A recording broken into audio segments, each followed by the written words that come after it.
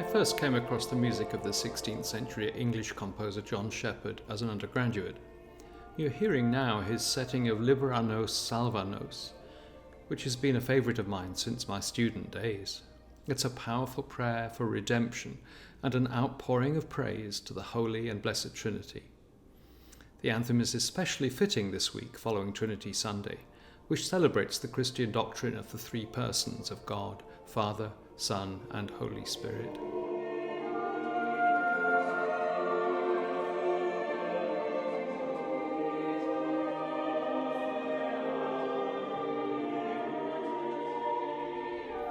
Sheppard was choirmaster of Magdalen College, Oxford in the 1540s.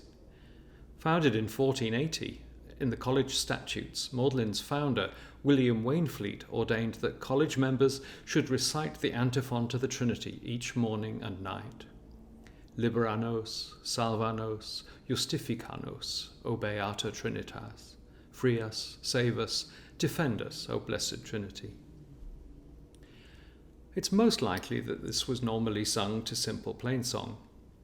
Sheppard composed a pair of elaborate settings of this text for 7 voices, probably for use on special occasions. As with many works of this period, the music is composed in imitative polyphony. Multiple voices combine, singing similar patterns of notes. There's an underlying structural element in the form of an ancient plainsong melody, sung in long notes with the other voices weaving around it. In the case of Libera nos, this melody is rather unusually in the lowest voice, which underpins the elaborate web of other voices above it. The piece begins with the bass intoning Libera nos and continues with the slow notes of the chant. The remaining voices enter one after another, singing the words Salva nos.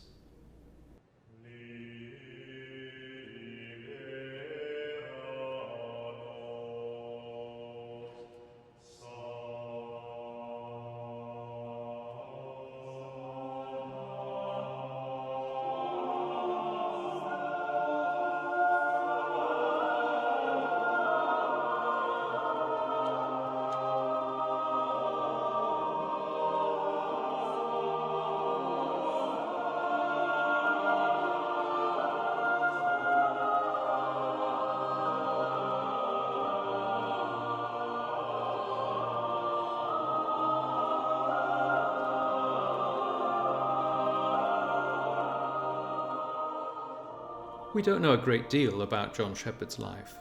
He was probably born sometime around 1515. In 1543 he was appointed Informator Choristarum, literally teacher of the choristers, at Magdalen College. In 1552 his name appears on the list of Gentlemen of the Chapel Royal, meaning he was a professional singer at the Royal Chapel in London. He died in 1559. Like his contemporary Thomas Tallis, Sheppard wrote sacred music in both English and Latin to suit the prevailing religious climate in Tudor England. Although Latin was forbidden in most parish churches under Protestant King Edward VI, exceptions were made for cathedrals and college chapels to continue its use where it was clearly understood. Despite its rather complex texture, Libera nos, salva nos is made up of quite simple musical figures. After the opening phrases, we reach the words O Beata Trinitas, O Blessed Trinity, on which Sheppard lavishes his compositional skill in cascades of beautifully controlled descending phrases. It's a breathtaking effect.